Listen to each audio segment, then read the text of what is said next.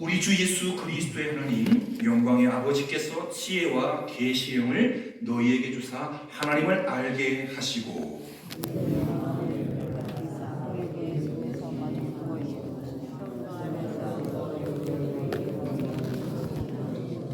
같이 읽겠습니다. 그의 힘의 위력으로 역사하심을 따라 믿는 우리에게 베푸신 능력에 지극히 크심이 어떠한 것을 너희로 알게 하시기를 구하노라. 아멘.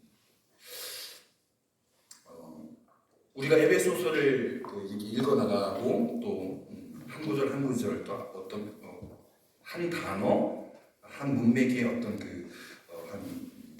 한두 단어들을 연구해 가는 것은 제가 이제 5월 말쯤에 이제 끝나게 되는데요. 설교 공부를 하면서 숙제로 에베소서 말씀을 그 동안에는 그냥 안경 쓰고 제가 다초점 안경 쓰고 읽었다면 전자현미경, 은혜를 캐내는 전자현미경, 그냥 일반 현미경 말고요. 정말 안 보이는 것도 보이게 하는, 예를 들자면 코로나 바이러스도 보이게 하는 그런 은혜의 현미경으로 들여다보니까 한 구절 한 구절 찾기 정말 에베소서는 은혜의 보화덩어리, 그냥 건드리면 은혜가 터져나오는. 그래서 힘들지만 한 번 더 에베소서를 또 풀어봐야겠다는 욕심이 생겨서 말씀을 이어가고 있는데요. 사도 바울은 편지를 통해서 에베소 교회에 영적인 신령한 축복을 나누어 주면서 오히려 또 그들 덕분에 에베소 교회에 여러 성도들 덕분에 생긴 감사의 제목들을 헤아리고 있습니다. 만약에 115년 전에 이 교회를 세우신 그분들이 우리의 모습을 보고 잘한다 할까요? 그거밖에 못해? 그럴까요? 그거는 이제 그분의 마음이겠죠. 제가 담임 목사가 돼서 그분들을 상상해 보면 만나지도 못하고 그냥 역사책에 요람책에 이름으로만 새겨져 있는 그분들이지만 그분들이 우리를 어떻게 바라볼까? 사실 사도 바울도 수많은 교회를 세웠지만 그 교회들 중에 칭찬만 받는 교회도 있고 또 나중에 말씀드리겠지만 사고뭉치 교회도 있어요, 사실.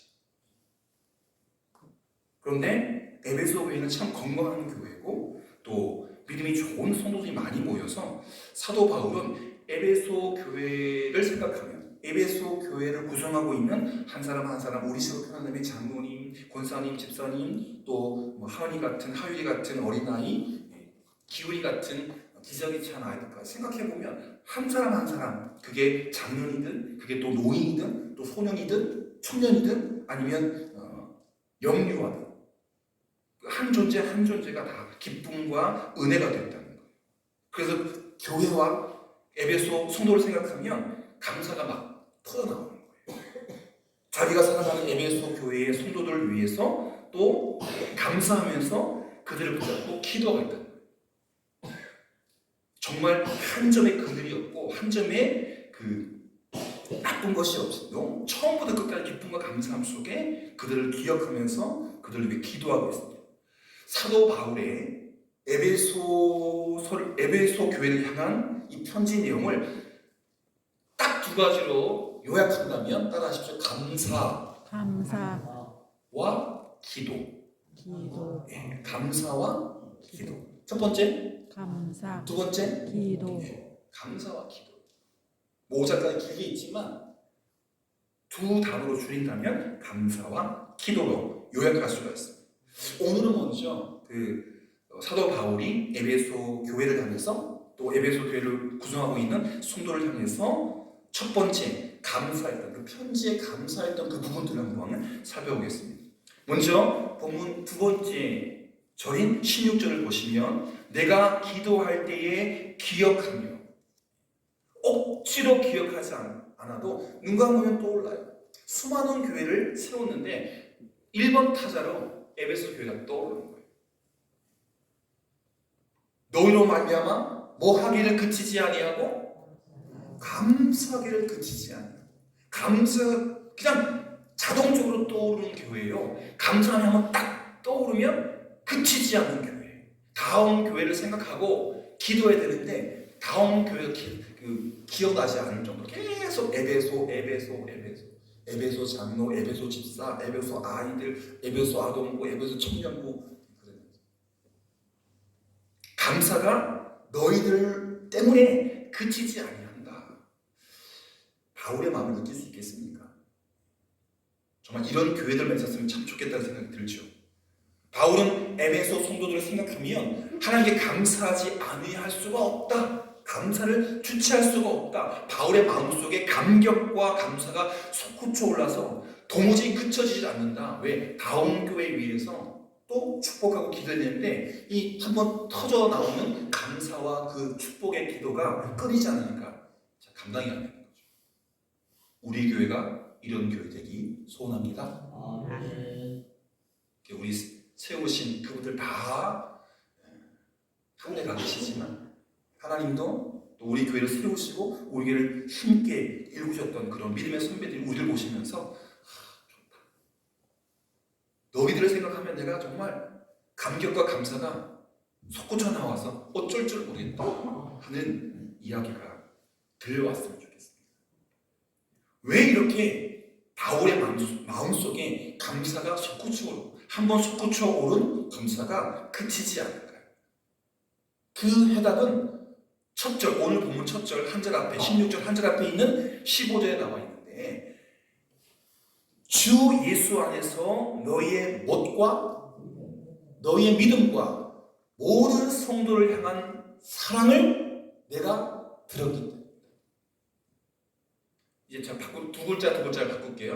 모든 성도를 향한 사랑. 9글자잖아요. 너무 기니까 믿음과 행위. 시작. 믿음과 행위. 모든 성도를 향한 사랑의 행동, 섬김, 베품, 나눔. 그리고 탄탄한 올곧은 믿음, 흠잡을 데 없는 믿음. 그리고 그 믿음을 가지고 돕고 섬기고 사랑하고 아끼고 베푸니까 정말 100점 만점에 200점. 그렇잖아요. 100점 만점인데 점수를 더 주고 싶어요. 잘하면 그렇지 않습니까? 에베소 교회와 성도를 생각하면 바울이 감사하게 되는 두 가지 이유입니다. 믿음과 그 믿음을 근거로 한 사랑의 행동들, 이 두 가지. 자기가 못해 했던 그리고 공들여 키웠던 에베소 교회의 성도들의 신앙의 내용, 지금 떠나있지만 소문에 듣자하니 너무 잘 아는 거예요. 믿음도 올곧고 그 믿음에서 흘러나오는 사랑도 올곧고. 한번 진중하게 묻겠습니다. 여러분 믿음 좋으십니까? 그리고 그 믿음을 가지고 마을에 가서 정말 사랑으로 이웃분들에게 진한 감동을 주고 계십니까? 계속 이게 그래줘야 돼요. 나만 위해서 은혜 받고 그걸 그냥 내 울타리에서 나만, 내 아들, 딸만, 내 손주들만, 그건 아니고 그게 흘러나가야 되지. 흘러나가야 되지. 여러분 한번 생각해 보십시오. 감사거리가 있으면 누구나 감사할 수 있죠. 그렇잖아요. 저도 감사거리가 있으면 감사해요. 그런데 집안에 뭐 우리 딸들이나 아버님이나 어머님이나 가끔 저희 카톡방에 둘째 누나가 어머니 아프시다고 아버님 아프시다고 탁 뜨면 제가 이제 육지에 나왔기 때문에 울릉도 있을 때는 좀 덜했어요. 바다가 딱 막혀 있어가지고 그냥 누님들이 알아서 하시겠지라고 이렇게 덤덤하게 밀어냈는데 이제는 기차 타면은 뭐 3시간이면 가니까. 그리고 제가 명색이 장남이잖아요. 하나님께 버려둔 나시린이지만 그래도 가까이 왔기 때문에 제 마음이 자꾸 연약해진 부모님께 키웁니다. 그러나 우선순위는 교회죠. 우선순위는 성도님이죠. 예를 들어 우리 성도가 쓰러졌다. 서울에 아버지가 쓰러졌다. 못 가요. 아버지가 우선이 아니라 성도가 우선입니다. 거긴 또 누님도 계시고 또 저 아니어도 뒤늦게 가도 되거든. 여기는 제가 할 목사 일이 중요한 거지 아들이 중요하지 않거든. 자기가 목회했던 그 에베소 교회 성도들의 신앙의 내용, 아까 말씀드린 것 구체적으로 말씀드리면 믿음과 사랑, 이것들이 너무 출중했다는 거죠. 감사거리가 있으면 자동적으로 감사하게 돼요. 그러나 신실한 그리스도인들은 한 발 앞서 감사거리가 있든지 없든지 모든 일에 감사하는 태도를 취해야 돼요. 할렐루야. 감사하지 못해도 힘들어도 뒤집어서 괴로움과 힘듦과 또 시험과 환난을 뒤집어서 감사거리를 탈탈 털어가지고, 털어 먼지 안 나는 사람 없다 그러잖아요. 그 환경수에 탁탁 털면 감사가 조금 먼지 마냥 떨어지거든. 그 감사를 채야 돼. 감사, 먼지 맡은 티끌 같은 감사를 땡겨가지고 돋보기로 뭘 감사하지? 그래서 크게 보고 어려움 중에도 환난 중에도 하나님 이것 때문에 아프고 막 시한부 인생 그래도 살아있잖아. 내 곁에 자녀들이 위해서 기도하고 있고 교회에서 기도하고 있고 뭔가 하나라도 감사거리를 찾아가지고 감사할 수 없지만 힘들어 죽겠지만 그런데 모든 일에 기쁘든 안 기쁘든 감사거리가 있든 없든 감사하는 태도를 우리가 취해야 하는 것입니다.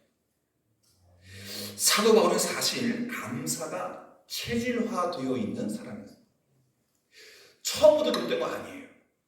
바울이 태어날 때부터 감사가 체질화되어 있는, 칼로 찔러도 총으로 이렇게 어깨를 쏴도 감사합니다 그런 사람이 아니었어요. 원래 그렇게 태어나지 않았어요. 그런데 예수님을 만나고 나서 참된 복음을 체험하고 나니까 이 체질이 변하는 거예요. 기질이 변하는 거예요. 바울이 굉장히 다혈질, 모세오경율법에 꽂혀가지고 예수 메시아 알았는데 미친놈들이 무슨 소리를 하는가, 하나님 경외하는 마음이 없이 예수 그냥 나사렛의 목수의 아들이야, 아버지 일찍 죽고 청소년 시절부터 대피질하는 거 내가 봤는데, 톱질하는 거 내가 봤는데 하면서 교회와 믿음의 사람들 핍박했잖아요. 다혈질 사람이에요. 칼, 돌멩이. 그런데 예수님을 만나고 참된 복음을 체험하고 나서 후천적으로 범사에 감사하는, 모든 일에 감사하는 사람으로 변화된 것입니다. 우리도 저라고 그 힘든데 감사할 수 있겠어요? 지금도 둘째가 좀 허리가 아프고 또 큰아이가 혼자 또 공부도 하고 하니까 마음이 염려거리가 있습니다.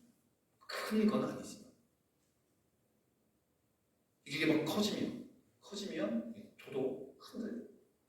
그럼에도 불구하고 제가 선포를 하니까 그런 정말 우리 가정이 다 뒤흔들리고 우리 교회가 다 마을이 다 뒤흔들리고 또 나라까지 다 뒤흔들다 할지라도 감사거리를 찾고 중심을 잡고 목사니까.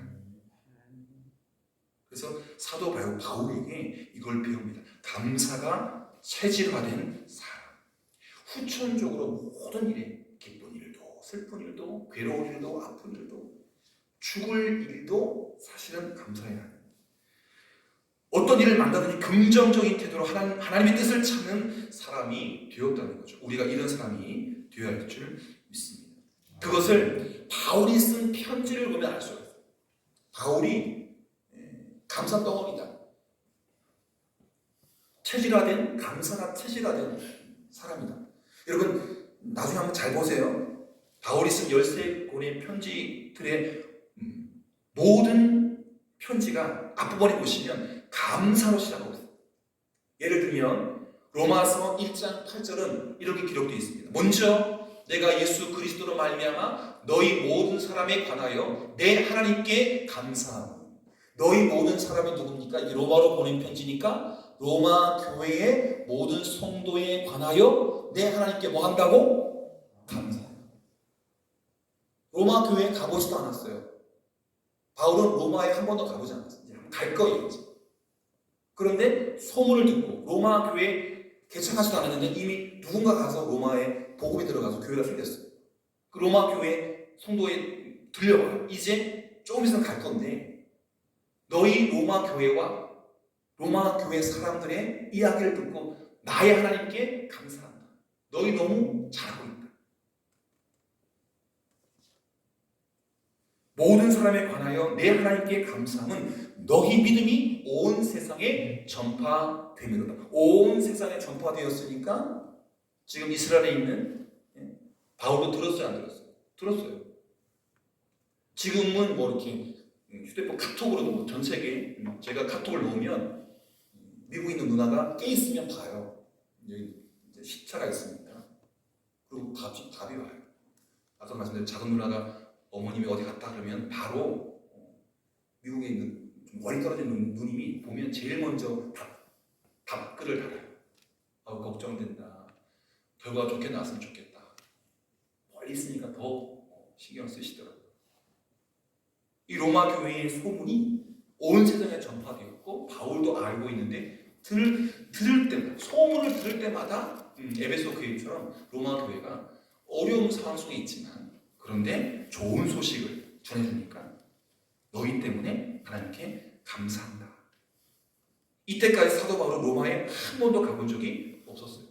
교회 생긴 소문 들었고 그런 사람이 있다는 소문 듣고 감사의 마음으로 편지를 쓰고 있는 거예요. 그런가 하면 여러분 고린도 교회 있잖아요. 고린도 교회는 사고뭉치 교회입니다. 1장 4절에 보면 그리스도 예수 안에서 너에게 주신 하나님의 은혜로 말미암아 내가 너희를 위하여 항상 하나님께 감사하노니. 나중에 이제 뒤에 가면 이 문제는 이렇게 풀고 이 문제는 이렇게 풀고 사고 덩어리, 문제 덩어리, 싸움 덩어리인데도 인사하면서 감사하면서 그의 편지를 쓰고 있습니다. 내가 너희를 위하여 아픔도 있고 다툼도 있고 분열도 있고 또 조금 좋은 것도 있고 너희를 위하여 항상 하나님께 감사한다. 미리 좀 축복해 놓고 칭찬해 놓고 그다음에 실제적인 문제를 풀어갑니다. 사실 초대교회 시대에 교회들 가운데 가장 문제가 많았던 교회가 바로 고린도 교회고 이 고린도 교회는 오늘 현대 교회 특별히 지지고 볶는 일이 많은 한국 교회 모델입니다. 우리가 에베소에 천만에요. 우리 교회도 에베소 교회일 수 있어요. 그러나 오늘도 다른 교회 목사님 만나서 이야기가 나눴는데 문제 없고 또 아픔이 없는 또는 그 어려움이 없는 교회가 없더라고요. 저희만한 작은 아담한 교회들은 다 이런저런 갈등과 고민과 문제가 있죠. 바울은 고린도 교회 소문을 들어서 고린도 교회가 사고 뭉친 교회, 문제투성의 교회인 걸 너무나 잘 알고 있었지만 오히려 그랬기 때문에 그의 편지를 감사의 말로 따뜻하게 위로하고 축복하면서 시작하고 있는 거예요. 다른 서신도 다 마찬가지입니다. 제가 예를 들어서 로마서와 고린도전서를 말씀드렸는데 다른 모든 편지도 앞에 감사의 이야기가 하고 있습니다. 교회를 향한 또 성도를 향한 첫머리에 그의 편지 첫머리에 감사의 말을 잊지 않고 있습니다. 사도 바울의 감사는 하나님의 부르심과 은혜에 대한 감사이면서 또 믿음의 형제 그 편지를 보내고 있는 그들이 기도해주고 어떤 교회는 물질을 보내줘요. 그럼 바울의 직업이 뭘까요? 텐트 메이커. 오늘 제가 중명교회로 택정교회 갔다 왔는데 택정교회를 찾아가면서 가는데 한쪽에 공장이 있는데 뭐죠? 캠핑카 만드는 아시죠? 그 차 뒤에 이렇게 소풍 갈 때 차 또 달고 다니는 차 있잖아요. 그걸 뭐 한 4, 50대 만든 공장인가 봐요. 눈이 돌아가더라고요. 여기 흥환이나 또 오잖아요. 그런 차들이 돈 많은 사람들. 이런 공장도 다 있네.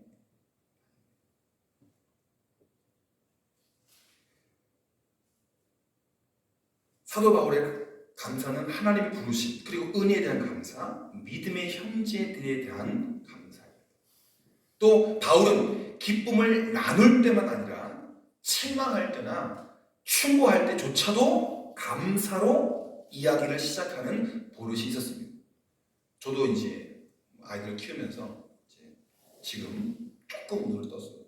진짜 좀 책망하고 또 다그칠 때가 있으면 앞에 기분 좋게 마음을 말랑말랑하게 확 열어놓고 들을 준비를 하고 이야기를 해야지 그냥 처음부터 다짜고짜 막 다그쳐버리면 아이들이 듣질 않잖아요.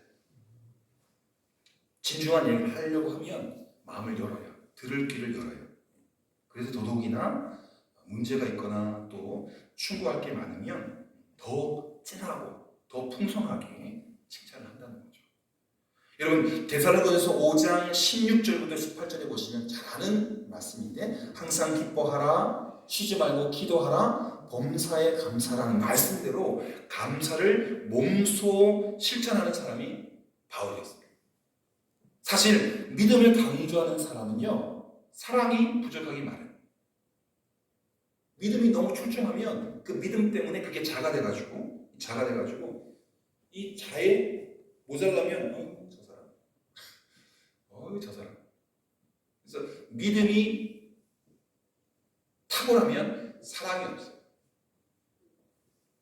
사랑을 강조하는 사람들은 또 믿음이 부족합니다.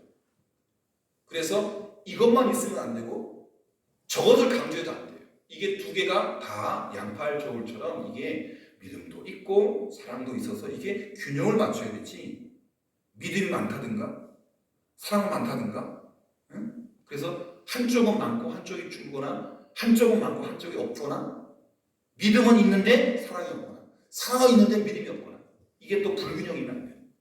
사랑도 있고 믿음도 있고 믿음도 있고 사랑도 있고 이게 잘 조화로울 때 여러분이 그런 분이고 저도 그런 분인 줄 믿습니다. 믿음과 사랑이 조화를 이게 크고 이게 코딱지만하고 이게 아니라 이것도 같고 저것도 같고 여기서 믿음이라고 하는 것이 하나님을 향한 믿음과 예수 그리스도를 아는 진리로 무장한 신앙을 말합니다. 믿음은 하나님을 향한 그 믿음과 예수 그리스도를 알아가는 진리로 무장한 탄탄한 신앙입니다.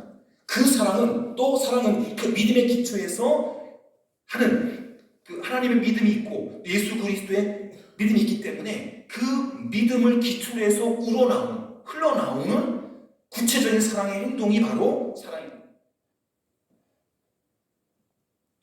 제가 교회에 와서 1년 넘었는데요. 건수만 있으면 마을에 막 무진장 터주려고 하잖아요.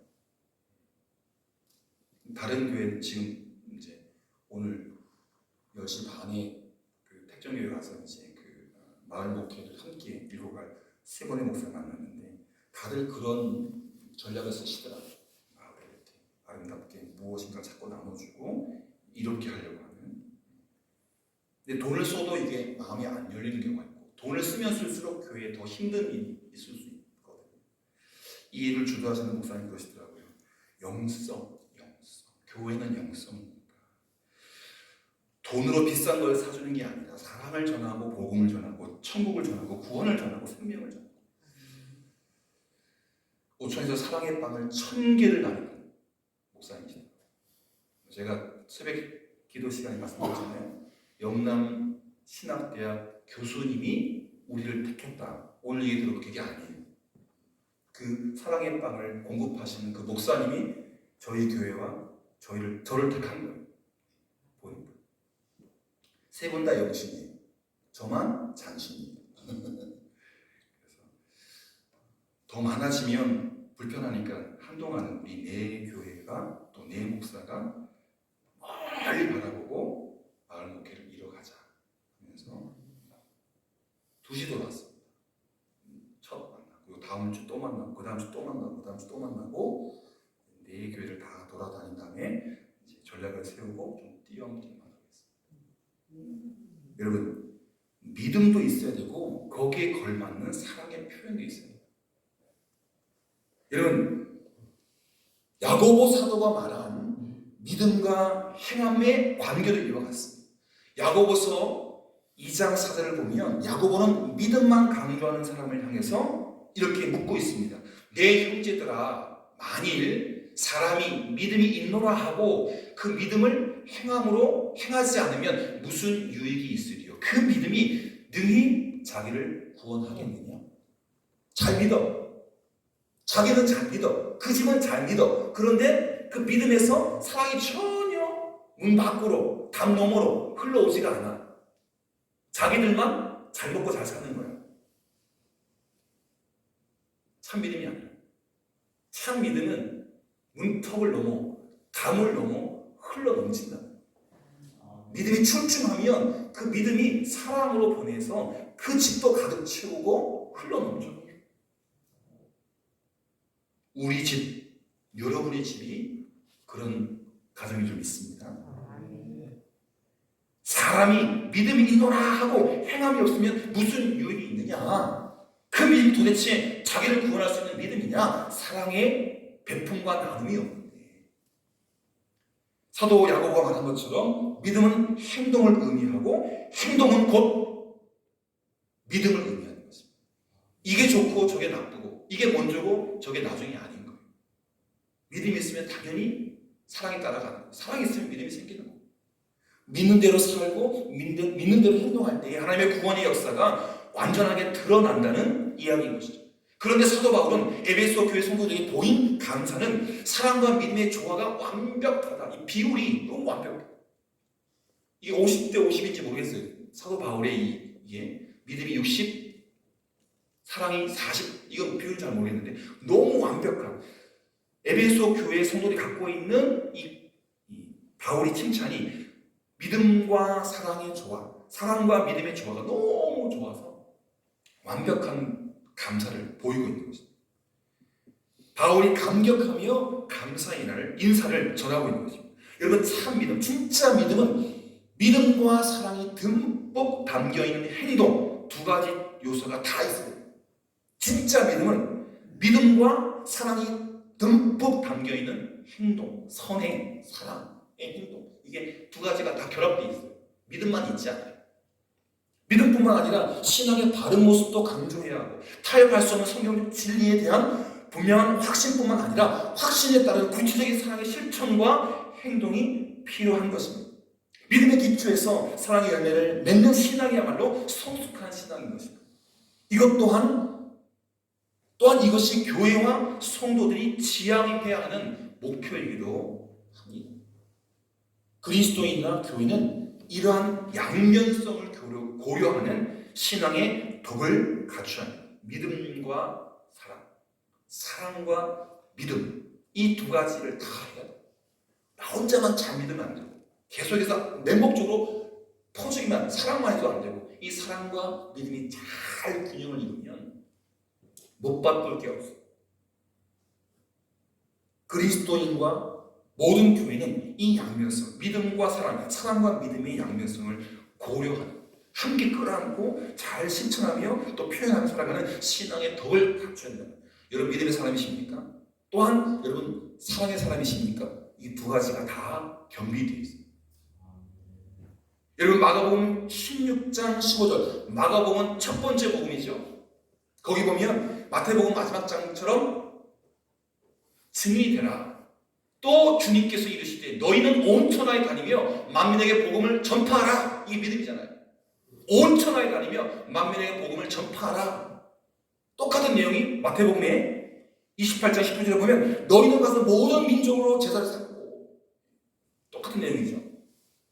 이게 진짜 믿음의 표현이에요.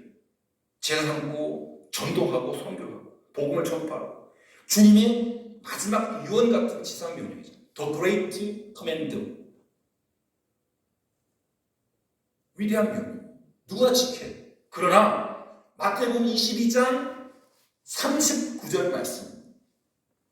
둘째도 그와 같으니 너의 이웃을 너 자신같이 사랑하라. 이게 병행되지 않아요. 가서 복음을 전하긴 하지만 내 몸같이 이웃을 사랑하는 그게 같이 가야 돼요. 선교, 전도해야 되지만 그것이 사랑의 행동이었어요. 주님께서 주신 그 사랑, 감동이 돼가지고 복받쳐가지고 이 사랑 나 혼자만 가지면 안 되지. 내 이웃에 나눠줘야지. 전라도 사람도 구원받아야지. 북한 사람도 구원받아야지. 일본 놈도 구원받아야지. 중국 놈도 구원받아야지. 있잖아요. 북한 사람은 뭐 다 죽어야 됩니까? 아니야. 용서하고 이해하고 사랑하고 너의 이웃을 너 자신같이 사랑하라고 하는 예수 그리스도의 대명령, 그걸 어려운 말로 대강령이라고 합니다. 이것도 지켜요. 때문에 교회와 우리 성도는 믿음과 사랑이 담긴 행동, 믿음과 사랑이 담긴 행동, 이 두 가지를 잘 조화하세요.